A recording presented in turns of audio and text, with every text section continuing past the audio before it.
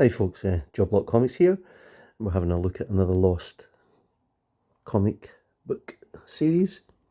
This time we're looking at Grant Morrison and Ryan Hughes' adaptation of Dan Dare.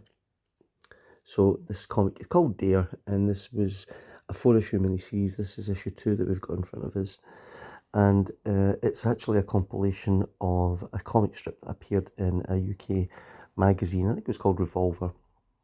And it followed Dan Dare in the future. He's an older person, and it's a story that covers the sort of world that he lived in and what happened to him, pretty much.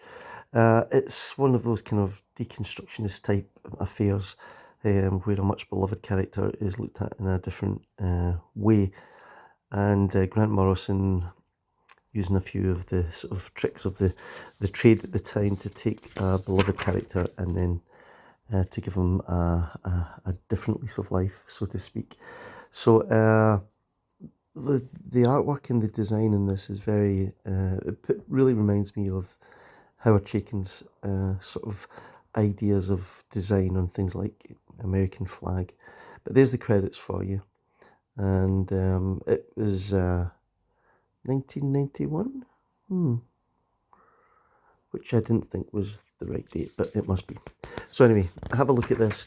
It's very notable for Hughes' artwork, his style and characters are just fantastic to look at.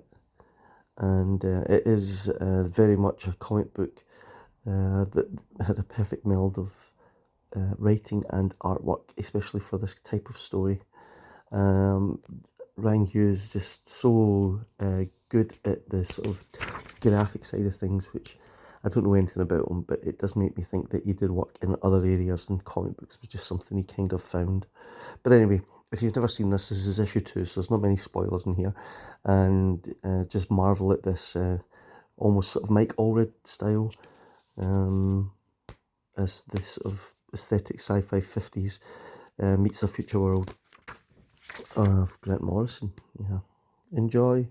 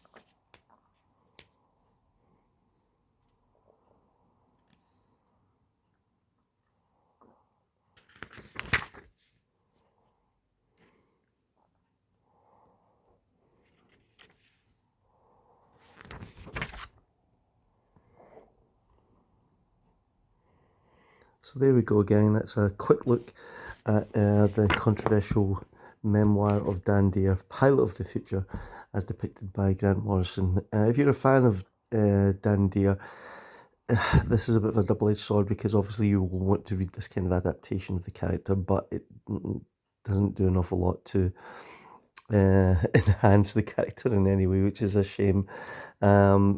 But it was of its time, and it is a kind of, like I said, a kind of deconstructionist look at the classic 50s UK space age hero. So quite hard to find, but cheap to find, and worth looking at just for the artwork, in my opinion. There was a terrific graphic novel of this released as well, which is very difficult to find now. But you can pick these issues up here. There's only 4 of them if you want to collect them. You'll probably get them on eBay, no problem, if you're a fan. Anyway, I hope you enjoyed looking at that, and if you did, you might want to subscribe to the channel, so just push that button.